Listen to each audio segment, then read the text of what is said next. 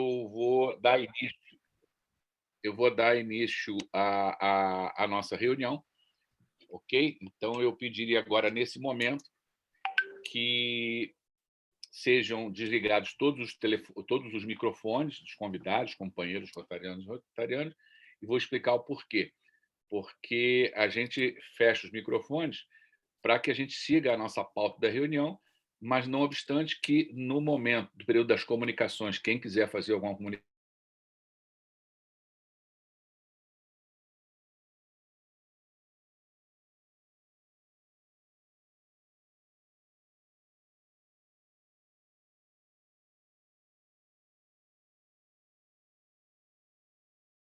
isso, assim que ele retornar e entrar, a gente passa ao companheiro e levamos a nossa reunião. Então, na tribuna virtual aqui, Robert Barbosa, Rotary Clube Rio de Janeiro e Ipanema, na classificação de construções e reformas sustentáveis, hoje, para dirigir essa brilhante e nobre reunião e palestra. Bom, nesse momento, eu vou passar a palavra ao companheiro nosso protocolo, Luciano Lunardelli, para dar as boas-vindas e também fazer o protocolo da noite. Por favor, Luciano. Boa noite a todos. Obrigado, Robert. Na tribuna virtual, Luciano Lunardelli Salomão, diretor de protocolo e classificação Segurança Nacional Marinha do Brasil. Eu dou boa noite a todos, os companheiros e companheiras, visitantes e convidados que estão prestigiando essa nossa reunião, 10ª reunião ordinária.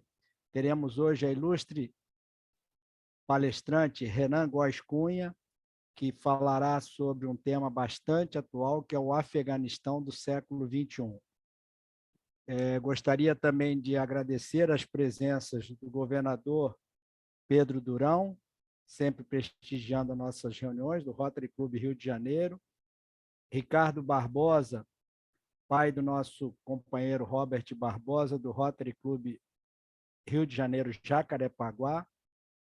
Também temos a presença ilustre do Mário Valente Cunha, que é pai do nosso palestrante, do Renan Góes Cunha, Maria Luísa Arão, Arthur Gameiro, Evelyn Góes, Felipe, o Sérgio Valente Cunha, a Vitória Miranda, Denobre, Breno Ottoni, Renan Cunha, a Maria Lúcia, do Rotary Clube Rio de Janeiro, primeiro clube de Rotary no Brasil, ao Henrique, ao Gabriel Matheus Matos, ao nosso companheiro já pela segunda vez, se não me engano, nos visitando, que é o Yamashiro, do Rotary Clube de Marília. Muito bem-vindo. Com certeza você vai ser o rotariano mais distante aí, vai ganhar o troféu do companheiro mais distante. David Gracicer, acho que falei errado, mas David, Cláudio Dantas, a Letícia Dias, o Carlos Evaristo, nosso já quase sócio honorário do Rotary Clube Rio de Janeiro, Porto Maravilha. Então, a todos os companheiros, eu peço aos convidados que também eu possa ter deixado de falar, minhas desculpas de protocolo. Eu devolvo a palavra ao nosso presidente interino na função, Robert Barbosa, para dar prosseguimento à reunião. Então, ok. Obrigado, meu companheiro protocolo Luciano Lunardelli. Gostaria aqui, antes de mais nada, de fazer uma saudação a todas as autoridades civis, militares, eclesiásticas presentes aqui, na figura, né, do meu companheiro e amigo, meu governador Pedro Durão, e também faço uma saudação a todos os convidados, aqui nominando o pai do nosso palestrante, Sérgio, o Mário, muito obrigado, também ao irmão Sérgio. Então, a eles dois faço uma saudação a todos os convidados dessa noite conosco. Nesse momento agora, na nossa reunião, nós abrimos para o período das comunicações. Então, nesse momento, se alguém quiser usar da palavra, quiser fazer algum convite do seu clube, fazer alguma comunicação, esse é o momento em que os microfones, é só você levantar a mãozinha, ou então abrir o seu microfone e a palavra é dada. Então, está aberto o período das comunicações. Caso alguém não queira, a gente dá início. Então, temos aí 10 segundos. Só queria dar uma palavrinha, que na próxima semana e na outra semana eu estarei fora do Rio de Janeiro com acesso limitado à internet, então não poderei participar como protocolo. Eu pediria que o clube indicasse alguma outra pessoa para fazer o protocolo nessa minha ausência. Só isso. Obrigado. Ok, meu companheiro, com certeza. Obrigado aí pela informação. Mais alguém gostaria de usar a palavra? Parece que não, né, Luciano?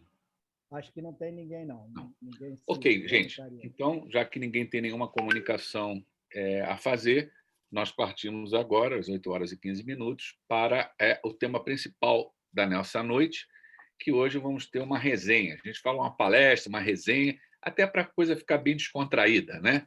E essa é a forma que nós, no Rotary Clube de Rio de Janeiro e Ipanema, temos chamado os convidados, os amigos, e que muitos dos palestrantes estão acabando se tornando rotarianos aqui no Ipanema, querido Pedro Durão. Eu acho que talvez seja por essa acolhida desse time seleto nosso que está aqui e agradecer. Bom, hoje nós vamos estar apresentando a vocês um jovem, eu posso colocar assim, dessa forma, né? Mas um jovem brilhante. Nós vamos apresentar a vocês um professor de geografia, esse professor Renan Góes. E quando a gente fala em geografia, né, a gente não há nenhum de nós que nos bancos escolares tivemos o nosso professor de geografia e que foi de fundamental e é de fundamental importância essa questão da geografia na nossa visão de mundo, na nossa visão de Brasil. E a gente só dá a verdadeira importância com o passar dos anos, porque a cultura, né, a educação é que reflete realmente a esses grandes mestres, não só da geografia, da história e de outras matérias, mas com certeza a geografia é uma questão muito interessante. Mas dentro da geografia, a gente também tem hoje a questão geopolítica. E vendo um artigo do professor Renan Góes, aquilo me aguçou grandiosamente no Instagram e de um brilhante esclarecimento, né? E no Instagram não se escreve muito, mas em poucas palavras conseguiu, né, retratar a importância hoje dessa questão que acontece no Afeganistão, mas que talvez eu e talvez muitos brasileiros não tenham o profundo conhecimento, o porquê dessa guerra, o porquê desse interesse, seja dos Estados Unidos, seja da Rússia, o que comercialmente tem ali, o que isso pode afetar ou não o Brasil nas relações internacionais, porque a gente só vê isso no Jornal Nacional ou ouviu falar, mas não tem um conhecimento o porquê disso. E essa retirada das tropas, e vai ficar com o Talibã, então a gente fica de longe ouvindo e cada um fala uma coisa. Eu acho que nada melhor do que a gente ouvir a voz da experiência, e o professor Renan também vem hoje cursando Relações Internacionais, então tem toda a questão e a base, né, curricular acadêmica e também, através do seu curso de Relações Internacionais, hoje a experiência, a vivência no dia a dia do academicismo, entender do assunto e tentar, né, explicar para nós. Talvez aqui muitos tenham profundidade do conhecimento, mas eu sou um leigo e foi um assunto que me interessou muito, para eu poder sair daqui amanhã, em qualquer barzinho, uma história ou isso, ter alguma informação fundamentada para debater. Então, a partir desse momento, eu passo a palavra ao Renan Góes. Muito obrigado pela tua presença e tenha certeza que você que está em casa, fique à vontade, por já ser um mestre, tenho certeza que vai nos brindar com uma brilhante noite. É assim que ele encerrar, as reuniões serão abertas às perguntas e aí fazemos o encerramento da reunião. Então, por favor, o microfone, é só você abrir o seu microfone. Bem-vindo, Renan.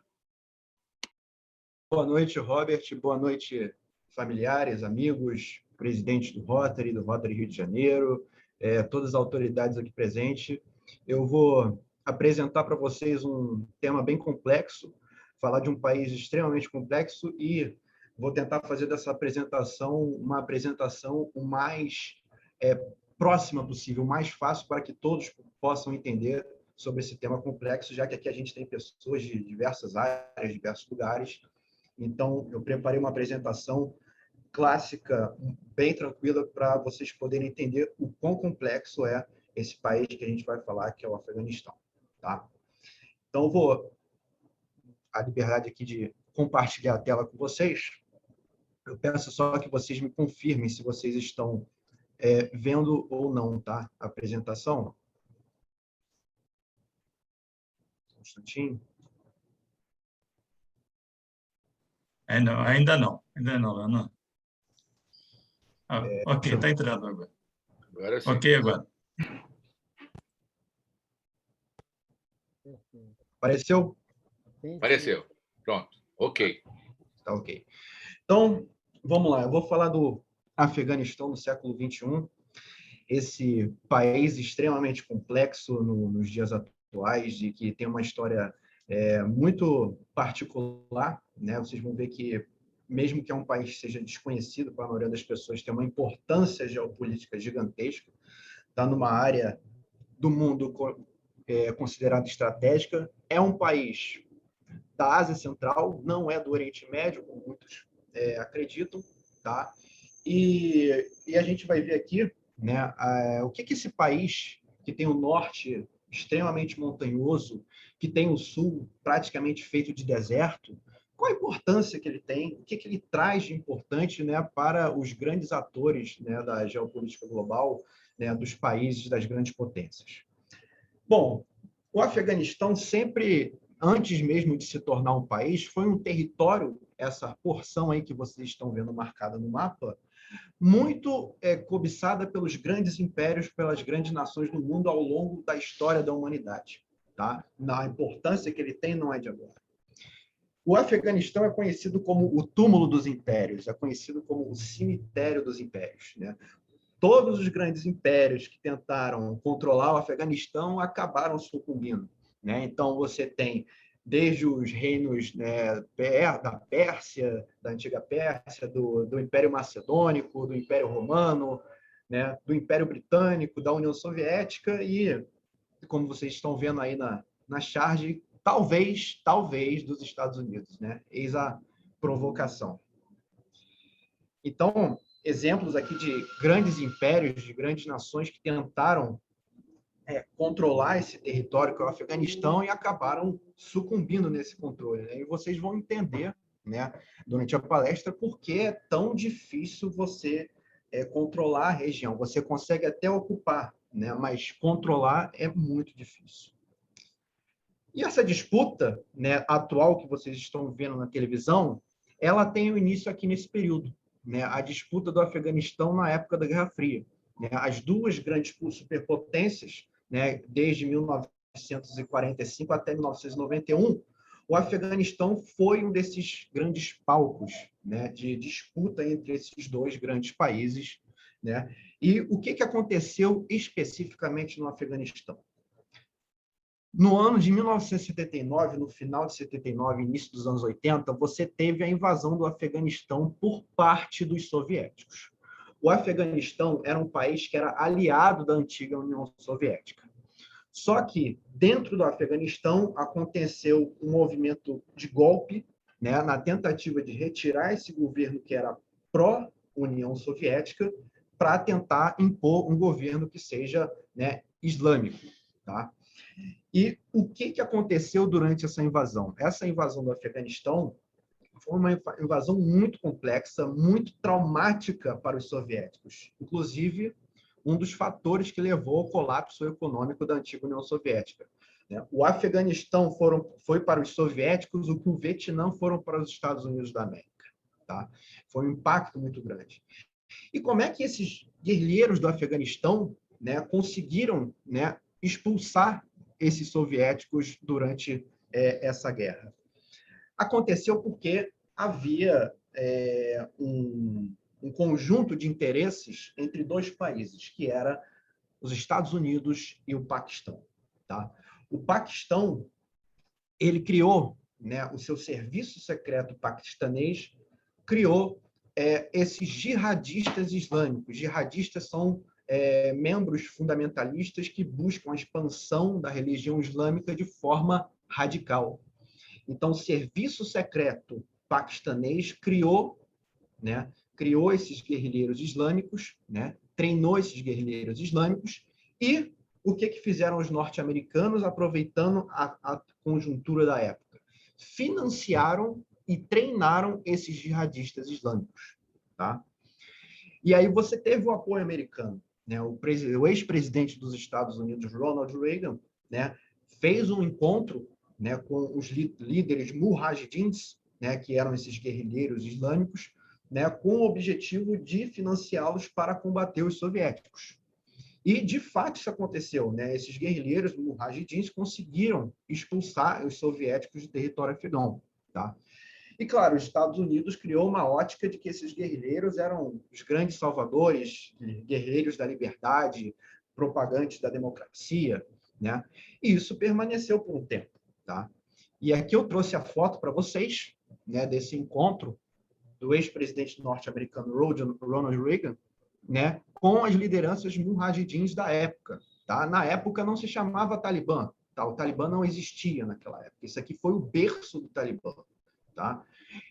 Então, houve esse apoio, esse encontro, esse financiamento por parte dos norte-americanos a esses grupos guerrilheiros durante os anos 80.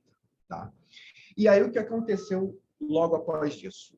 Eles conseguiram expulsar os soviéticos e esses mujahidins que vocês estão vendo aí se tornaram, né, um grupo, né, organizado politicamente, religiosamente, e passaram a se chamar talibãs, tá? E como eu mostrei, falei para vocês, né, criou-se essa ótica de salvadores e guerreiros da liberdade, né, com inclusive vários filmes, né? Esse vídeo é dedicado aos bravos guerreiros mujahidins do Afeganistão, né? Por muito tempo, né, que a gente viu, eles foram atualmente inimigos, mas na época eles eram aliados, né? Tinham interesses estratégicos muito próximos. E eu trouxe também esse artigo de 1993 do jornal The Independent, né, onde a manchete diz aí: guerrilheiro antissoviético coloca seu exército nos caminhos para a paz. Para quem não está identificando esse guerrilheiro da foto, ele era um guerrilheiro chamado Osama Bin Laden, né, um mujahidin, né, que pertencia ao Talibã e que depois vocês viriam a conhecer porque ele foi um dos criadores da organização Al-Qaeda, ou Al-Qaeda, como alguns chamam, né? Ficou famoso pelos atentados de 2001. Na época, ele era um guerrilheiro pró-Estados Unidos no combate aos soviéticos, tanto que saiu muitas reportagens, né? E eu trouxe aqui um exemplo, né, de como que essas matérias, ele virou capa de jornal, revista, né? Ele era bem famoso, tá? E o que acontece no Afeganistão? Os soviéticos vão embora, o Talibã fica no poder. Talibã significa jovem estudante do Alcorão. Tem uma versão fundamentalista de interpretação do livro sagrado deles. Se vocês perceberem, os talibãs, eles são jovens, predominantemente jovens. Você não vê pessoas de muita idade, porque é um grupo relativamente novo que trata de jovens pessoas, tá? Tem um caráter extremamente nacionalista, né? A expansão da religião se faz através da jihad, que é a chamada Guerra Santa. Você persegue todo mundo que não é muçulmano ou que tem uma visão muçulmana um pouco mais moderada, tá? São islâmicos extremistas e você tem a imposição da lei da Sharia. A lei da Sharia, para quem não sabe, né, é a lei no islamismo. Para a gente, fazendo um paralelo com a nossa sociedade, é como se fosse o nosso Código Civil, tá? A lei da Sharia é o Código Civil dentro do islamismo. É como as pessoas devem se vestir, como elas devem se comportar, o que elas podem, o que elas não podem fazer, tá? E aí vem a grande mudança, né? Agora sim, senhores, entramos aqui no século XXI, chegamos a 2001, e aqui foi o grande momento, né, de virada, né? O grande momento de virada que foram os atentados do World Trade Center de 2001. Esse atentado organizado pelo grupo Al-Qaeda, que tinha como líder o próprio Osama Bin Laden, né, que também era um mujahidin na época, que também pertencia ao Talibã, né? Então, houve uma confluência de fatores que levaram à orquestra desses atentados, que daqui a 9 dias vai fazer 20 anos. Parece que foi ontem, né, que a gente ligou a televisão e estava vendo essas torres gêmeas caindo. Daqui a 9 dias vai fazer 20 anos que ocorreu, né, esses atentados do World Trade Center. E o que aconteceu a partir daí? Os Estados Unidos responderam imediatamente a esses atentados, né? E a resposta imediata dos norte-americanos foi a invasão do Afeganistão em 2001, tá? E aí o que aconteceu? Você teve a ocupação desse território. Deixa eu só ajudar vocês aqui a interpretar esse mapa, vocês veem que até 96, nos anos 90, que o Talibã ele controlava a maior parte do país. Com a invasão dos Estados Unidos ao Afeganistão, vocês percebem que a aliança norte-americana passa a controlar a maior parte do país, com exceção de uma área periférica, ali no último quadrinho, que é a província de Kandahar, que fica no sul do Afeganistão. Os talibãs eles não foram expulsos completamente, eles conseguiram se manter nas regiões periféricas, ou seja, regiões mais afastadas dos poucos centros urbanos que você tem ali no Afeganistão. E aí, duas capas de revista, de uma revista importantíssima dos Estados Unidos, que é a revista Time, os últimos dias do Talibã, né? Alvo, Osama Bin Laden. Né? Então, houve esse início do que os Estados Unidos começou, aquela política externa de guerra ao terror, guerra ao terrorismo. Né? Começou justamente a partir dessa invasão ao Afeganistão, tá? Que ocorreu após os atentados no World Trade Center.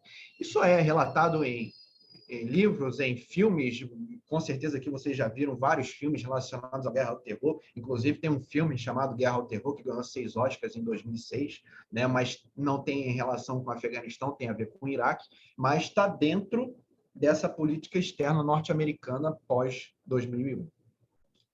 E o que aconteceu? Você tem um domínio norte-americano dentro do Afeganistão, com as primeiras eleições democráticas em 2004, né? E o Talibã, nas regiões periféricas mais afastadas, continua com suas táticas de guerrilha, né, que ficam no interior do país. Até que chega o momento chave, outro momento chave, que é a morte do Osama Bin Laden em 2011, né? Foi uma operação extremamente secreta feita pelos Estados Unidos da América em conjunto com o serviço secreto do Paquistão, tá? Através de denúncias anônimas, onde as forças armadas, né, dos Mariners, né, os Navy SEALs norte-americanos, conseguiram surpreender o Bin Laden na sua mansão que ficava no Paquistão. Com a morte do Bin Laden, a Al-Qaeda e o Talibã ganham muito apoio popular. Né? Por que isso acontece, né, se a gente considera ele um terrorista? Porque os Estados Unidos deixaram, né, o Afeganistão, tanto lá nos anos 80 quanto após a invasão, um território totalmente devastado. Né?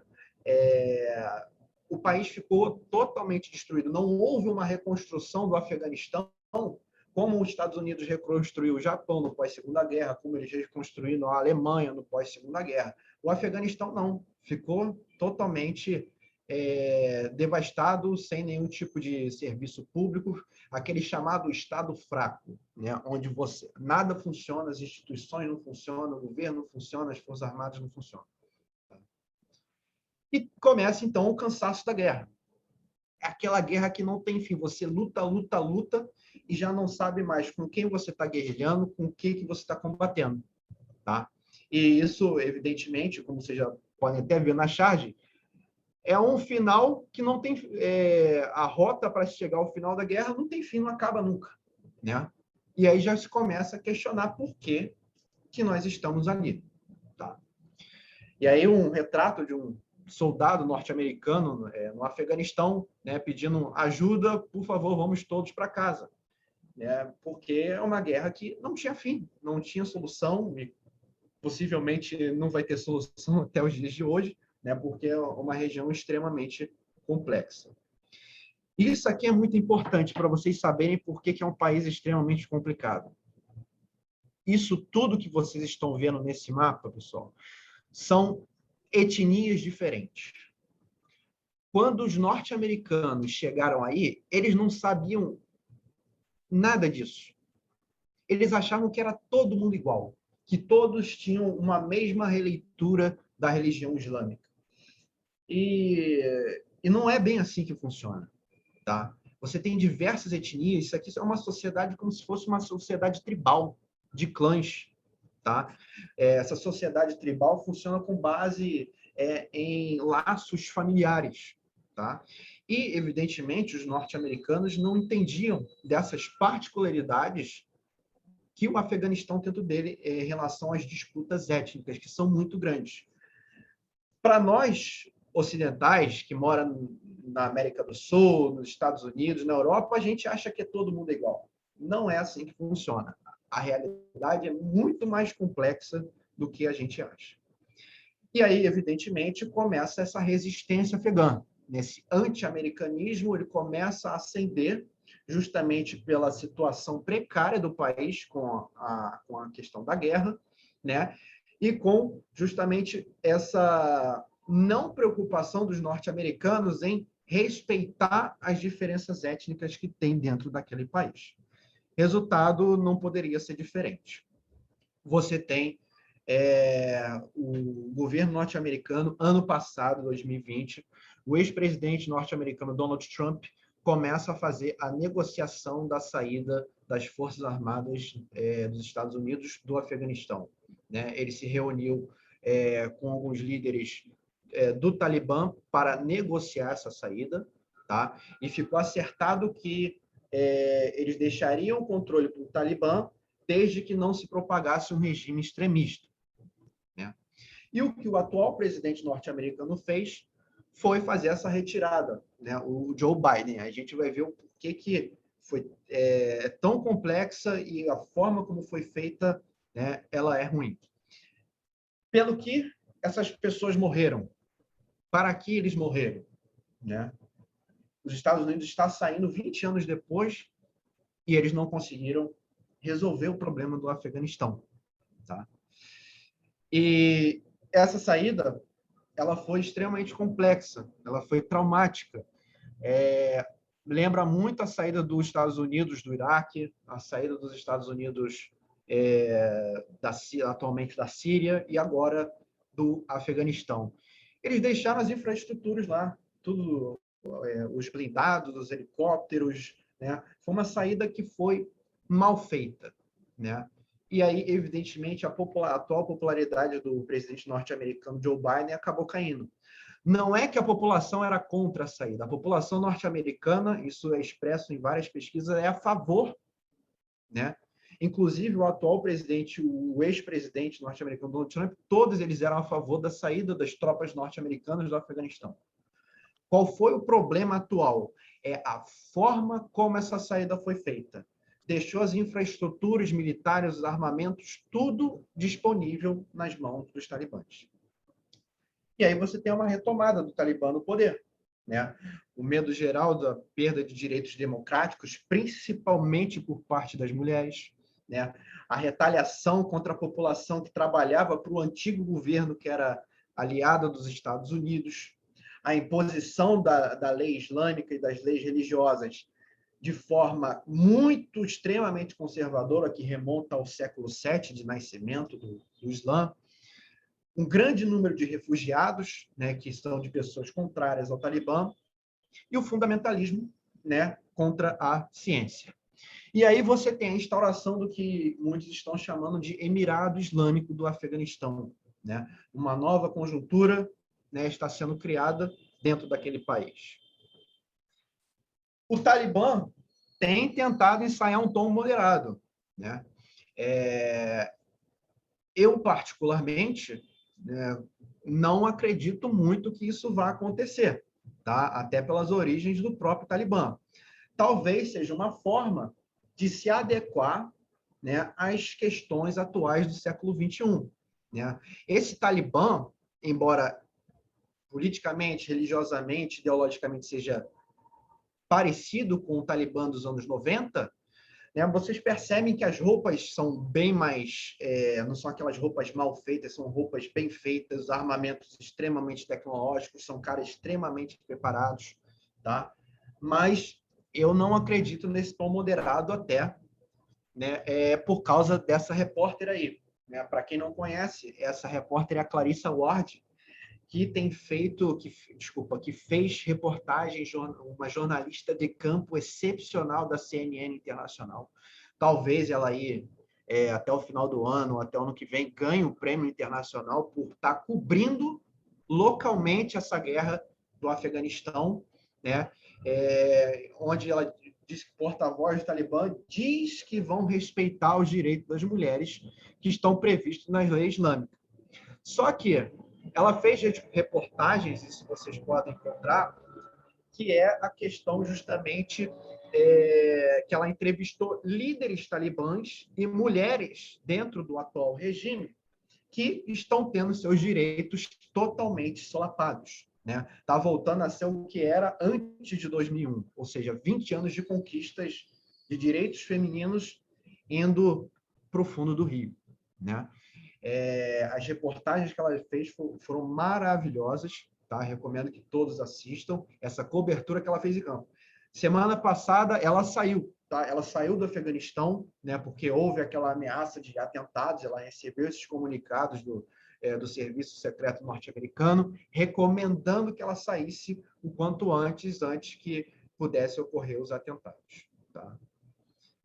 E aí você tem a imposição da Sharia, da lei islâmica, do Código Civil, vocês estão vendo aí na imagem, de uma foto para outra, essa volta ao passado, essa questão da liberdade feminina sendo suprimida. Tá? E aqui, só para explicar para vocês, não acharem que é tudo igual, porque principalmente para as mulheres, a gente tem uma visão ocidental de que todo muçulmano, todo islâmico é igual. E aqui tem 4 formas de se vestir diferente. O chador, esse primeiro aí da esquerda, ele passou a ser conhecido após a Revolução Islâmica do Irã, tá? A Revolução Iraniana, onde esse chador ele é utilizado na cor preta, tá? Mas, por exemplo, em mesquitas, em comemorações, ele pode ser usado de outras cores, tá? Colorida. O hijab, que é o que a gente mais conhece, esse segundo aí, o hijab, que nós ocidentais mais conhecemos, essa vestimenta, podem ser utilizados de várias cores, você tem o rosto da mulher, aí visualmente dá para você conseguir ver elas, e é o mais conhecido aqui para nós ocidentais. Esse terceiro, o niqab, ele já é de uma visão mais fundamentalista, mais agressiva, mais impositiva, só que ele não nasceu no Afeganistão, tá? Esse niqab é uma visão radical que tem origem wahhabi, Essa origem é da Península Arábica, onde tem Arábia Saudita, Omã e Iêmen. Esse niqab vem dessa região da Península Arábica. E o último, que é a burca, que é muito utilizado pela etnia Pashtun, Essa etnia Pashtun, que eu mostrei para vocês, deixa eu voltar aqui no mapa das etnias, que é esse de número 8. Essa região é extremamente influenciada pelo Talibã. Portanto, a mulher totalmente coberta, não tem praticamente nada à mostra. É a visão mais radical e é a que o Talibã emprega, e costuma empregar nos seus regimes extremistas. Tá? Então, espero ter conseguido diferenciar aqui para vocês cada uma dessas vestimentas. Tá? E aqui eu peguei grafites, imagens da Shamsia Hassani. Para quem não conhece, ela é a primeira artista de rua do Afeganistão. Tá? A popularidade dela tem crescido bastante nas redes sociais, na internet, no Instagram, vocês podem até digitar e ver, com os seus grafites que ela faz, da figura da mulher frente ao Talibã. O que representa o Talibã, a chegada do Talibã para os direitos femininos. E aqui essa imagem simbólica, de desespero, a falta de esperança, onde ela viu essa planta caindo com essa luz, o fim dos seus direitos, que possivelmente serão solapados por essa chegada desse grupo terrorista no governo do Afeganistão. Tá? E você, evidentemente, tem uma crise de refugiados. As pessoas que estavam no governo anterior vão querer fugir, vão querer se ausentar desse país. E aqui peguei imagens aéreas do dia 15 de agosto do aeroporto de Cabul, aquelas cenas horríveis, tristes, que vocês devem ter acompanhado nos jornais, nas redes sociais, né, das pessoas se segurando em avião para tentar fugir. Isso é um retrato do desespero, porque eles sabem que muitos deles serão perseguidos, sofrerão retaliações ou mesmo serão executados. Tá? E você tem, paralelamente a isso, o retrocesso. Né? O Talibã ordenando a paralisação da vacinação da Covid-19 no Afeganistão, ou seja, um fundamentalismo contra uma questão atual da ciência, né, negando direitos básicos da população. Tá? Agora, no campo da geopolítica, isso aqui é muito interessante.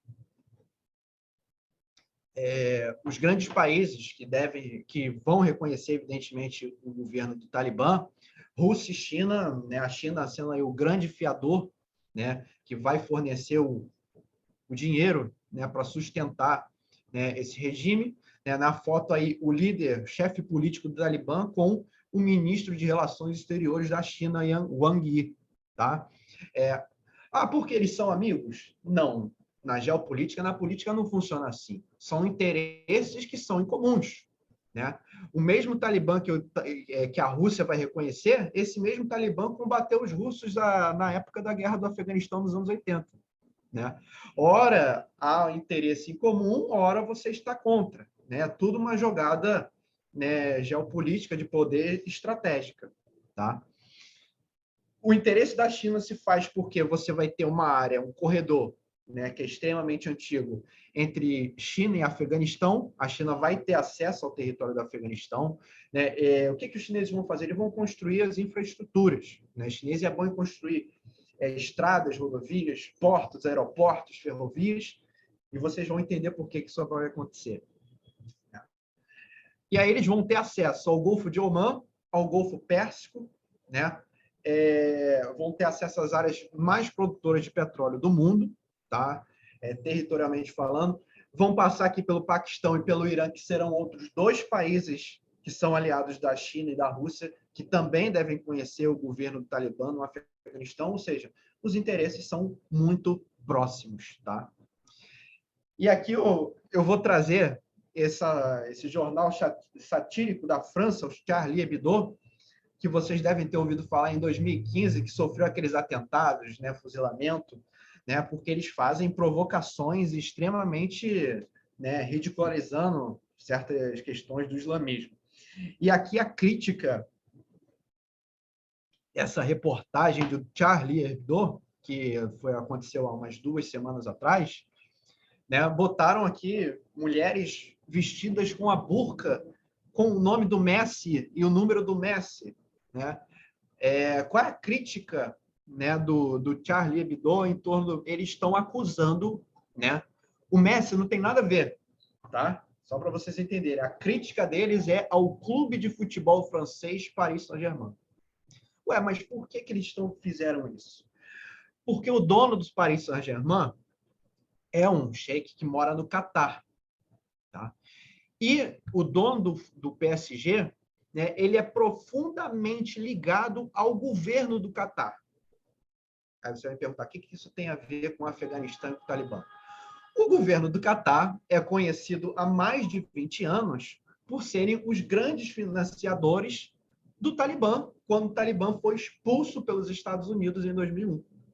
Quando os talibãs tiveram que sair do Afeganistão em 2001 com a visão americana, quem acolheu e financiou essas lideranças do Talibã foi o governo do Catar.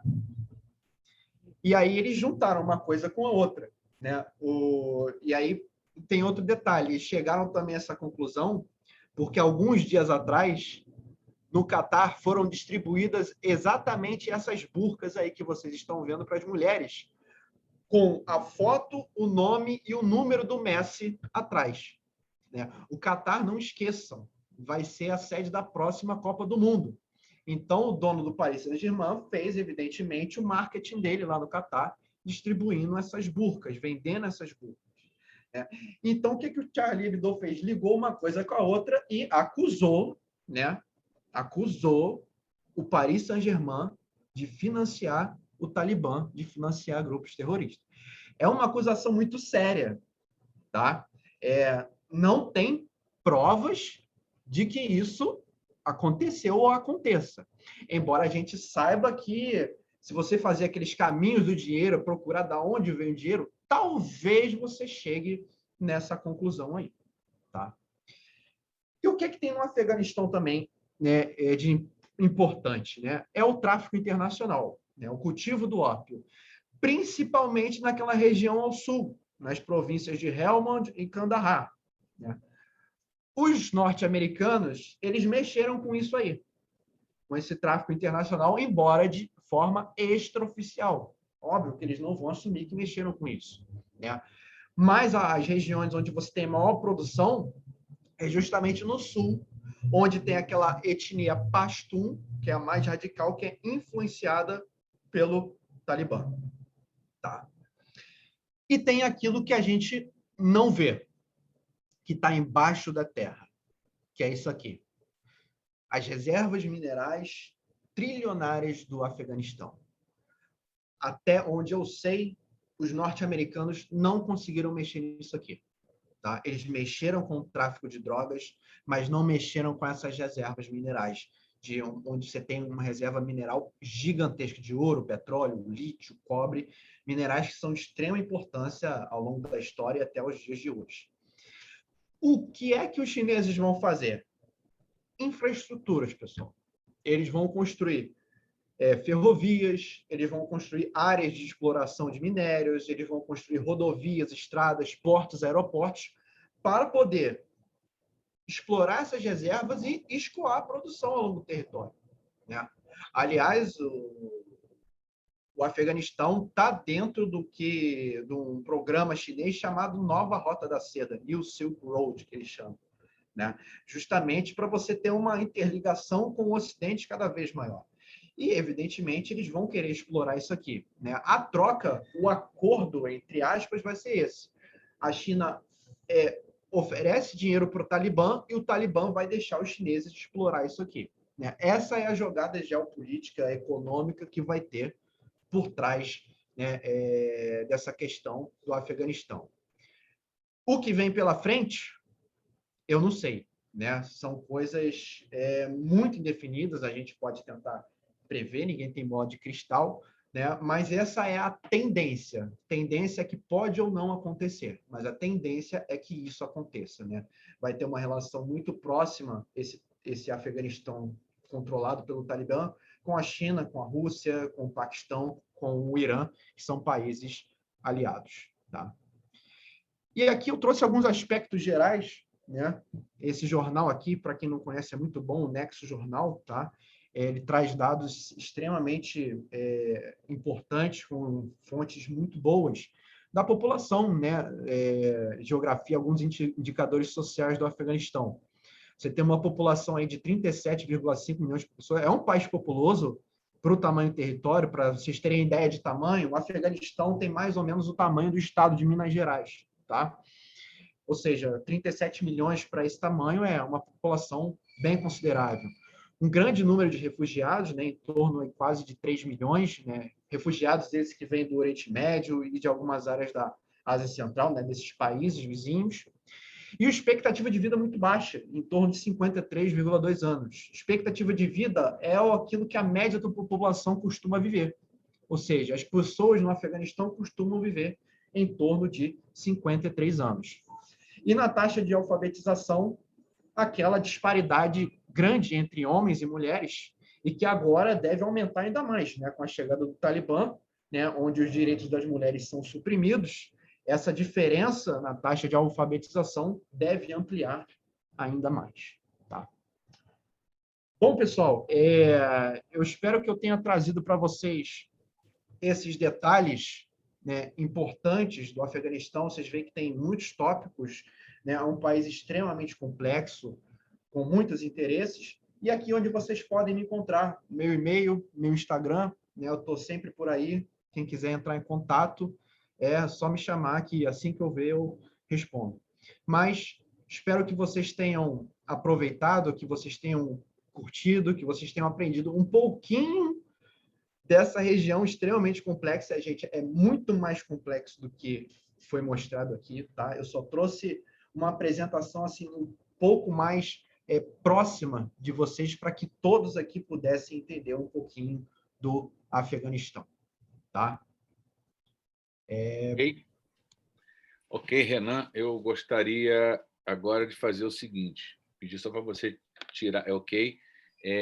Primeiramente, eu gostaria de te parabenizar pela brilhante aula, pela brilhante explanação, que você foi extremamente cirúrgico em algumas informações que talvez muitos de nós aqui tínhamos dúvidas, e para mim foi uma verdadeira aula geopolítica, de história, de geografia. Então, eu queria parabenizar você pelo ensinamento e por muita coisa que hoje aprendi e que muitas coisas hoje tirei dúvida. Nós vamos abrir agora para as perguntas e eu vou fazer a primeira pergunta. Eu gostaria que quem quisesse fazer a pergunta levantasse a mão.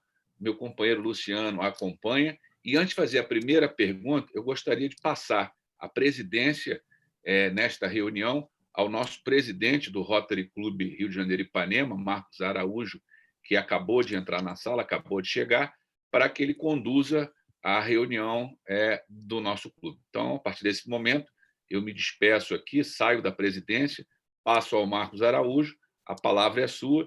Em seguida, vamos à pergunta. Marcos, eu já, de antemão, faço a primeira solicitação. Muito obrigado a todos os companheiros, convidados, amigos e autoridades aqui presentes. Por favor, Marcos. Companheiros, boa noite. Antes de mais nada, eu peço desculpa ao meu atraso, porque teve um acidente na saída do túnel da Rocinha. Para vocês terem uma ideia, eu saí 5h30 da tarde do centro e cheguei agora coisa de 15 minutos. Só foi tirar uma camisa e botar outra, né? Renan, muito obrigado pela sua palestra. Peguei aí os últimos 10 minutinhos, 15. Gostaria de estar muito aqui desde o início. E aos companheiros peço assim, desculpa, né? Uma coisa que foge ao nosso controle, mas, como sempre, o Robert, esse excelente companheiro, enfim, como todos, né? Luciano, enfim, todos, eu agradeço aí ao Robert mais essa ajuda que ele me deu. E passo, Renan, a você responder a pergunta do nosso companheiro Robert e, consequentemente, o nosso protocolo Luciano vai seguir as outras perguntas. Então, fique à vontade, Renan. Uma boa noite a todos. Obrigado, boa noite. Obrigado, Marcos. Então, vamos lá. Primeiro, mais uma vez, parabéns pela brilhante palestra, brilhante explanação. Eu queria perguntar o seguinte, a tua opinião, que você está aí no dia a dia do estudo disso. Saem as tropas americanas e a gente vê hoje a China tomando o mundo, inclusive o nosso país, para quem não sabe, mais de 60% da energia elétrica no país já estão na mão dos chineses. Eu trabalhei com energia, né, nos últimos 4 anos na Amazônia, todos sabem disso. E a gente viu aí pelo quadro geopolítico que Rússia e China já vão reconhecer o Talibã, vão dar infraestrutura, e isso já mexe numa coisa que é uma coisa seríssima, que é o tráfico de drogas. Na sua opinião, pode ser que dentro de algum tempo, ou não, estoure-se uma terceira guerra mundial devido a esses interesses? Olha, sempre há essa dúvida, né, em torno, será que vamos ter uma terceira guerra? Já tem aí desde 45 que nós não temos uma outra guerra mundial, né? Hoje você tem mecanismos, né, as guerras elas estão cada vez mais regionalizadas, né? São disputas que são mais localizadas, né? Se pode ocorrer uma guerra mundial em torno por causa dessa questão do Afeganistão, eu acredito que não. Tá? Eu, particularmente, acredito. O que eu acredito é que você vai ter um regime que vai ser extremista, né? Não acredito que vai ser moderado, tá? Como eles muito dizem. O que a gente vê na televisão é uma coisa, né? Agora, o que acontece na periferia, no dia a dia daquelas pessoas que moram no Afeganistão, é uma realidade completamente diferente, que a gente, inclusive, nem tem acesso. Tá? Eu não acredito que haja uma terceira guerra mundial, né? Por causa disso, até porque são interesses extremamente localizados. O que pode acontecer é surgir o Talibã ficar muito forte e tentar fazer uma trajetória parecida ao que o Estado Islâmico fez a partir de 2011, né, com a saída dos Estados Unidos do Iraque. O Estado Islâmico cresceu, né, fez um califado, a tentativa de construir exatamente um Estado baseado nas leis islâmicas, né, para tentar dominar e controlar a região. tá? É isso que eu acredito que aconteça, né? Embora a minha língua possa queimar e estoura uma guerra, pronto, acabou. Mas eu acredito que uma guerra mundial não vai acontecer, tá? Hoje existe um temor muito grande e a guerra custa dinheiro para quem vence e para quem perde, né? A guerra para quem faz comércio, para quem é empresário, né, que não está ligado com produção de armamentos, é muito ruim. Só quem ganha dinheiro com a guerra, né, são as grandes forças que estão ligadas à produção de armamentos. Agora, quem é empresário, quem lidar com relações comerciais, ter guerra nunca é bom, porque você há o bloqueio das relações diplomáticas entre os países. Tá? É isso. Ok. Muito obrigado. Nada. Então, vamos lá. Próxima pergunta. Na sequência... Desculpa, Luciano, desculpa. Vamos lá. Na sequência, a gente tem o governador Pedro Durão e depois o David. Isso mesmo. Obrigado, Luciano. Posso falar, presidente? Por favor. Não, se você quiser falar primeiro, por favor. Não, esteja à vontade mesmo. Por favor. Obrigado. Mas, primeiro, parabéns ao clube por ter convidado um palestrante desse calibre para nos brindar com uma brilhante palestra, né? Num país que está muito em evidência agora, né, nesses dias. E eu tenho, na realidade, duas perguntas para o Renan. Renan, a primeira pergunta é por que os soldados locais, né, do governo local, não reagiram contra o Talibã? Praticamente, o Talibã tomou todas as áreas sem reação, né? O presidente depois fugiu e deu no que deu. Tá? E a segunda pergunta, você sabe que o Rotary está envolvido na vacinação contra a polio, e os dois países ainda endêmicos, um é o Afeganistão e o segundo é o Paquistão. Tá? A boa notícia é que, no Afeganistão, o último caso de polio selvagem foi há 6 meses atrás, foi em fevereiro. Né? Então, mas, como você citou muito bem, que eles pararam a vacinação da Covid, né?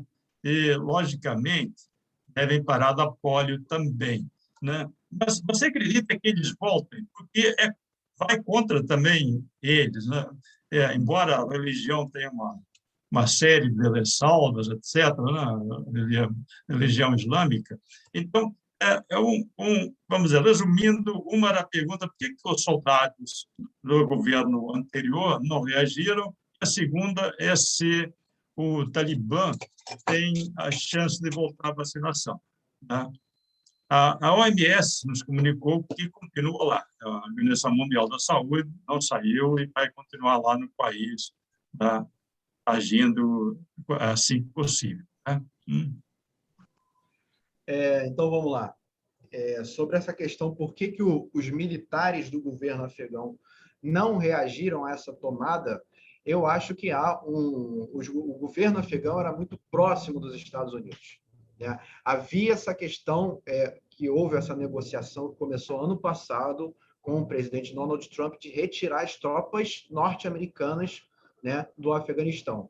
Então, e o acordo que foi estabelecido foi justamente, a gente vai retirar as tropas e vocês não constroem um regime que seja extremista. Se vão cumprir com isso, eu realmente não sei. Eu acho que não, tá? Mas me surpreende essa atitude dos Estados Unidos, porque, até onde eu sei, os Estados Unidos nunca foi muito de negociar com grupos terroristas, mas parece que dessa vez, né, está atendendo bastante aos interesses norte-americanos. E já emendando na sua segunda pergunta, né, o Talibã talvez pode ser que retorne com essa vacinação, se eles quiserem mostrar um tom mais moderado para a imprensa ocidental. Né? Olha só, nós voltamos a vacinar, né? A gente não é tão ruim assim. Né? Mas por trás a gente sabe que a realidade é muito complexa. Então, como uma espécie de fachada, perante a Organização Mundial da Saúde, perante os governos ocidentais, né? Até que o próprio Estados Unidos está interessado em negociar com eles, como eu tenho visto nas últimas reportagens. Pode ser que isso aconteça sim, né? Como uma espécie de dizer que estamos num tom mais moderado, mais pacífico, né? Pode ser que aconteça, não consigo te dar certeza. Tá? Joia. Obrigado, Renan. Nada. Parabéns mais uma vez pela brilhante palestra. Obrigado. Próxima pergunta, o David, por favor, David. Boa noite a todos. Primeiro, eu agradecer aí o espaço para as perguntas, agradecer muito aqui ao Rotary e ao professor Renan pela aula magna. Realmente, quem resolveu investir 1 hora da sua noite para estar aqui ouvindo essa aula, só ganhou, só teve a ganhar. Então, de novo, parabéns a todos, e agradecer muito ao professor Renan. Eu tenho, na verdade, duas perguntas. A primeira é sobre o papel da ONU, né? Enfim, eu acho que muito tem se comentado aí, enfim, dessas organizações internacionais, né? A própria Organização Mundial da Saúde acharam que demorou um pouco para decretar pandemia, enfim. No caso específico da ONU, você acha que poderia ter tido alguma ação mais cedo da ONU? Enfim, acha que ela foi um pouco omissa ou tardia numa ação eventual? E a segunda pergunta que eu tenho é sobre esse contexto, né, o Talibã toma conta do Afeganistão, mas, assim, apesar de muitos desses talibãs eles serem os mesmos daquela época lá, enfim, acho que a faixa de idade deles é bastante elevada, tanto que o vice-presidente do Talibã estava voltando do exílio, ou seja, são as cabeças do Talibã me parecem serem as mesmas pessoas daquela época, né? Eu não tenho certeza, pelo que eu vi no noticiário, né? Mas o mundo mudou muito, né? Enfim, principalmente essas pautas de igualdade de gênero, direitos humanos, enfim. Claro que tem esse jogo de pose, mas eu também fico tentando imaginar o povo do Afeganistão, que tiveram acesso a isso, mesmo que seja por 20 anos, tem uma geração nova aí de afegãos que não conviveram com essa repressão, enfim, tal. Queria saber se isso pode ser talvez uma sementinha aí para um eventual movimento social, enfim. É claro que por eles não terem armas, assim, fica um pouco mais difícil, mas para uma eventual mudança, assim, não uma ocidentalização em si, mas para uma eventual mudança, ou isso tudo morre agora que o Talibã chegou e vai ficar só na lembrança mesmo dessa geração? De novo, agradecendo aí a todo mundo pela oportunidade. Obrigado, Davi, pela participação. Vamos lá, respondendo às suas duas perguntas. Por que a ONU não toma ou poderia ter tomado uma ação mais enérgica em torno disso? A estrutura da ONU, né, ela é uma estrutura muito antiga. Tá? A ONU ela foi formada no pós-Segunda Guerra Mundial. E isso o que acontece?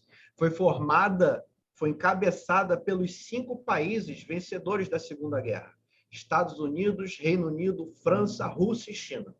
Tá? E até hoje, esses 5 países são os membros permanentes do Conselho de Segurança da ONU. Eles não mudam, eles estão lá para sempre.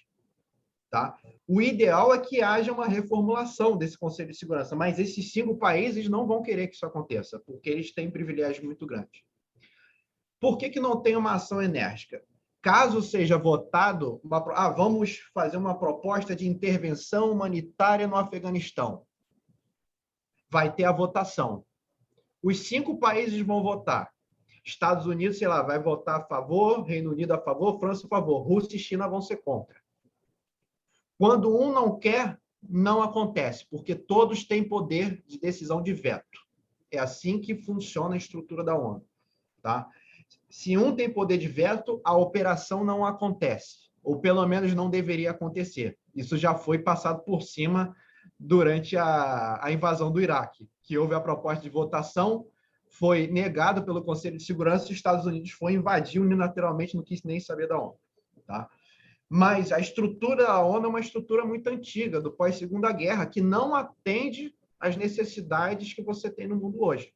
Tá? Então, mantém essa estrutura muito antiga, onde, se tiver alguma votação, certamente vai ser vetado por Rússia e China, que, como eu mostrei para você, tem grande interesse.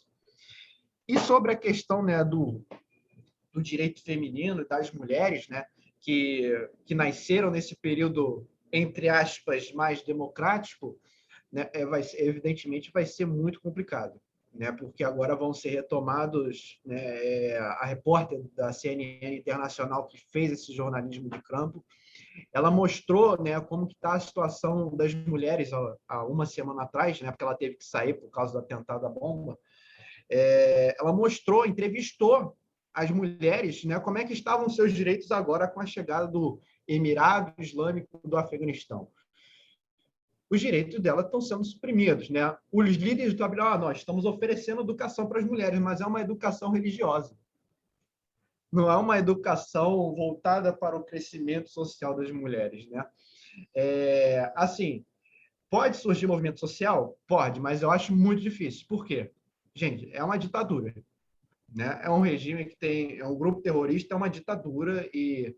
Obviamente, isso vai ser sufocado, a não ser que esses movimentos por parte das mulheres tenham algum apoio internacional por trás forte.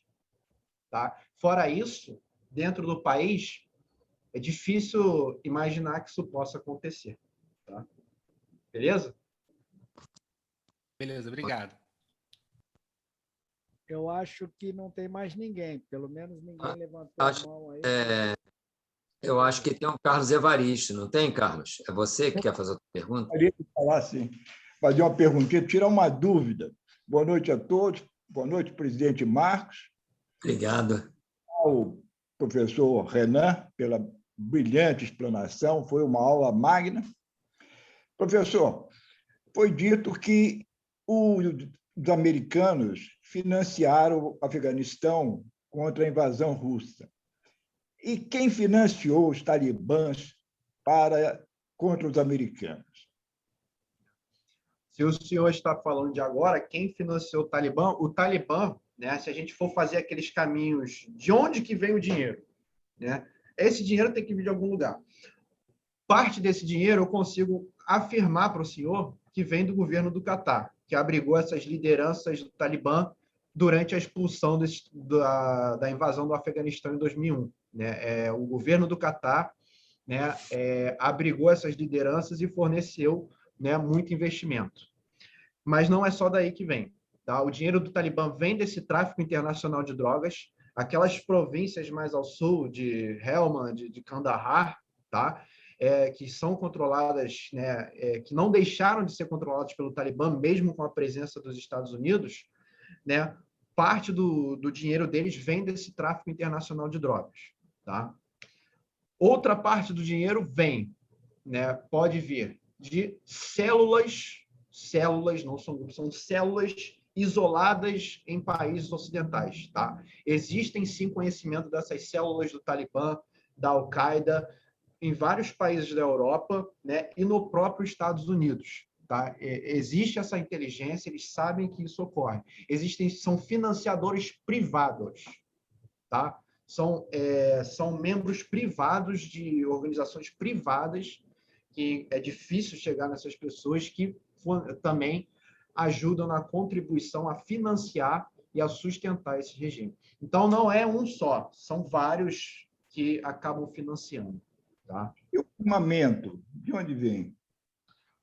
O armamento, então, o armamento eles conseguem comprar, esses armamentos que o Talibã tem, justamente você tem um apoio muito grande no mercado negro, né, no mercado informal de armas, muito grande. Né, você tem o fornecimento da Rússia, a Rússia fornece muito material bélico, né? E, atualmente, eles vão acabar utilizando essas estruturas que o próprio Estados Unidos está deixando no país. Né? Eu não sei se vocês viram a reportagem, mas tem vários blindados, Humvees, vários helicópteros Black Hawks, né? Você tem várias bases de operação que foram deixadas intactas, né? Que inclusive mal foram utilizadas. Se vocês verem as reportagens, são coisas novíssimas, novíssimas, tá? Que vai ficar disponível para esse grupo poder se utilizar. Muito obrigado, professor. Parabéns mais uma vez. Nada. Obrigado. Bom, Só dando uma contribuição aqui, me parece que também o Arthur Gameiro fez uma pergunta, mas pode abrir o seu Isso. microfone e fazer a pergunta, Arthur. Opa, Renan, primeiro agradecer pelo convite, nota 10 aí. Eu queria saber se o que teria motivado essa saída repentina, se foi uma pressão política ou sei lá, teria alguma especulação aí por debaixo disso. E se deixar essas armas lá poderia criar uma outra guerra interna, uma guerra civil. Essa saída repentina, não vamos entrar no mérito se a gente queria que os Estados Unidos continuasse ou não. O que a gente consegue constatar é que a saída foi mal feita, do jeito que ela foi muito apressada, né? O prazo que o Joe Biden deu para a retirada das Forças Armadas, né, se encerrou já, foi no dia 31 de agosto. Ele tinha estipulado até o dia 11 de setembro, por causa do aniversário dos atentados. Não sei, não consigo entender, né? Ainda não consigo compreender por que houve essa saída de forma acelerada, repentina, né? Abandonando essas infraestruturas, né? De armas, tanques, bases, né? Não sei até que forma, por que eles fizeram desse jeito, né? O que foi diferente do que aconteceu na Síria, né? Ou no próprio Iraque, que também foi uma saída conturbada, mas essa foi, acredito que tenha sido a pior, né? E os Estados Unidos está saindo do Oriente Médio, né? Saiu da Síria, saiu do Iraque, agora está saindo do Afeganistão, né? A gente está vendo a China crescendo muito. E em relação a essa pressão política, né, evidentemente o atual presidente dos Estados Unidos vai sofrer uma pressão gigantesca, inclusive processos de impeachment já sendo protocolados, né? É difícil saber o que está acontecendo ali, mas em relação à sua questão de guerra civil, isso pode sim acontecer. Uma guerra, não só uma guerra civil, como pode se instaurar uma espécie de califado como o Estado Islâmico começou a fazer há 10 anos atrás. Isso pode acontecer, tá? Isso pode acontecer. Agora, eu não consigo compreender como que o Pentágono, que pensa as estratégias militares, né, aceitou fazer a retirada das tropas dessa forma. Não consigo entender isso. Do ponto de vista, se eu fosse militar, eu estaria numa dúvida gigantesca agora como é que eu estou. Porque, do ponto de vista estratégico, eu não consigo enxergar, né, por que foi feito dessa forma. Tá? Mas são questões aí que a gente só vai saber daqui para frente. Valeu? Obrigado. Bom, senhores. Marcos, acho que não tem mais ninguém, não. Mais ninguém, né? Então, eu queria tá fazer ótimo. uma pergunta rapidinho, se tiver tempo. Então, vamos lá. Esteja à vontade. Tá. É a minha última pergunta. E é bem direta e é meio que de sim ou não. Professor Renan, o terrorismo voltou? A gente vai voltar a ouvir essa palavra nas manchetes dos jornais? Na verdade, ela sempre esteve aí. Ela nunca deixou de existir. Tá? Essa palavra terrorismo, desde 2001 para cá, ela está no vocabulário do cotidiano da imprensa internacional ocidental. Os atentados nunca pararam de acontecer. A diferença é que são outros grupos, né? A gente está falando do Talibã no Afeganistão, mas você tem a própria Al-Qaeda, você tem o próprio Estado Islâmico, que fez o atentado lá no Afeganistão agora, recentemente, né? Foi o Estado Islâmico que reivindicou. Né? Mas os dois não são radicais, por que um tentou explodir o outro? Porque o Talibã para o Estado Islâmico é muito moderado. Né? Pode parecer meio estranho, né? Mas para eles é uma visão moderada demais. Né? O Estado Islâmico ele quer a criação de um Estado que seja subjugado às leis islâmicas, né? Diferente do Talibã. Tá? E essa questão, né, do terrorismo internacional ela vai continuar. Tá? Esse nome terrorismo, embora ele não tenha nascido agora, né, ele nasceu lá atrás, né, na Revolução Francesa, durante o período jacobino, que o pessoal ia para a guilhotina, né? O período do terror, ali que se começou a palavra terrorismo. Né? E você tem outros grupos terroristas se espalhando, aí você tem o Al-Shabaab na Somália, você tem a Al-Qaeda no próprio Maghreb, enfim, grupos terroristas têm, e são eles que acabam reivindicando muito desses atentados, né? Principalmente nos países europeus, né? Tem tempo que não tem um atentado nos Estados Unidos, né? Gente, acontece, se soltarem um estalinho em Nova York, vai sair na primeira página do jornal, vocês podem ter certeza. Agora, se explodirem um carro-bomba no Afeganistão, é na última página do jornal, né? Mas o terrorismo ele está sempre presente, ele nunca deixou de existir, né, nos últimos anos. A diferença é que ele é mais ou menos comentado de acordo com os interesses de cada país. Tá ótimo. Professor Renan, eu lamento não ter chegado desde o princípio, né? Mas isso que eu falei, esse pouquinho que eu pude assistir foi assim de grande valia. Você está de parabéns. Eu espero que você retorne aí o quanto antes para nos esclarecer mais alguma coisa. Eu sei que isso é assunto para muito tempo, né? Tirar as dúvidas, mas eu só tenho a parabenizar. É uma honra tê-lo aqui conosco e eu passo agora o certificado de sua participação aqui no nosso clube, né? Lhe agradecendo imensamente, um tema tão atual e acredito que continuará sendo, infelizmente, né, por parte de terrorismo atual. Mas você tirou muita dúvida e não deu mais aula aí de geografia, enfim, de todos os interesses em prol disso, tá bom? Uma boa noite para você e muito obrigado, tá bom? Eu passo a palavra ao nosso protocolo, Luciano Londardelli, para as considerações finais. Obrigado, presidente Marcos Araújo. Realmente, hoje nós tivemos uma noite agradabilíssima aí com a brilhante apresentação do Renan Góes Cunha. Muito obrigado, tenho certeza que todos concordam com o que foi dito e agradecemos muito ao tema. O Afeganistão do século XXI foi muito interessante. Eu, em nome de todos os companheiros do Rotary Clube Rio de Janeiro e Ipanema, agradeço aos convidados e rotarianos presentes à nossa reunião. Gostaria de nominar o Ricardo Barbosa, pai do nosso companheiro Robert, do Rotary Clube Rio de Janeiro Jacarepaguá, ao Mário Cunha, também como pai do nosso palestrante. Acho que é um orgulho e honra muito grande ter um filho com essa didática tão interessante de professor mesmo, de ter dado essa palestra. A Maria Luísa Arão, ao Arthur Gameiro, a Evelyn Góes, ao Felipe, ao Sérgio Valente, né?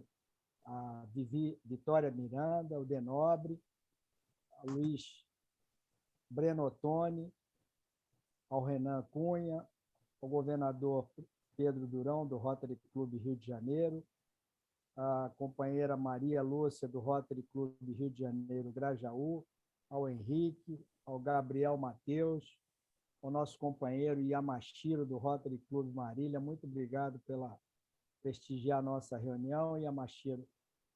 Ao Davi Krastizer, ao Cláudio Dantas, a Letícia Dias, ao companheiro Carlos Evaristo, do Rotary Clube Rio de Janeiro Porto Maravilha, Jandira Góes, a Dani Prado, Henri Bernardes e Luana. Então, a todos esses convidados e companheiros visitantes, eu agradeço as suas presenças. Em nome do governador Durão, agradecer a todos os rotarianos convidados que prestigiaram a nossa reunião. Então, eu devolvo a palavra ao nosso presidente Marcos Araújo para o encerramento da reunião. Obrigado, companheiro Luciano. Obrigado. Foi uma reunião extraordinária. Só repito, lamento mais uma vez, por motivo de força maior, cheguei um pouco atrasado. Agradeço aos companheiros, às companheiras. os convidados, autoridades, tá? Muito obrigado por essa reunião. Hoje tivemos uma sala bastante frequentada, né, Luciano? Acho que chegamos aí, passamos dos 35, né? Passamos dos 35. Professor Renan, você está de parabéns, já atraiu a curiosidade e o aprendizado de todos nós. E eu dou uma boa noite a todos, um bom descanso para vocês e agradeço mais uma vez a todos vocês. Fiquem com Deus e uma boa noite a todos. Boa noite a todos. Boa noite, muito obrigado. Os microfones agora estão abertos. Por favor, Antônio, abra os microfones aí. Para quem quiser falar algum comentário, alguma coisa, estamos aqui. Parabéns, Evelyn Góes, pelo filhão. Evelyn, meus parabéns. Aí, obrigada. Arthur. Olha, muito bacana. Olha, ele assim, David tá? também, obrigado De pela parabéns, de parabéns mesmo. Muito Meu obrigada. presidente, obrigado. Parabéns, Show de Renan. bola, hein? Obrigado, gente. Parabéns, hein? Olha o Cláudio Dantas aí. Valeu, Cláudio. Beijão, gente. Parabéns. Governador, obrigado. Parabéns ao clube, parabéns ao palestrante, Renan. Obrigado. Uma boa noite para todos. Obrigado, Durão, pela sua presença. Beijo no coração. Evaristo, Boa noite. boa noite. Olha do teu colarinho, ó. Isso aí.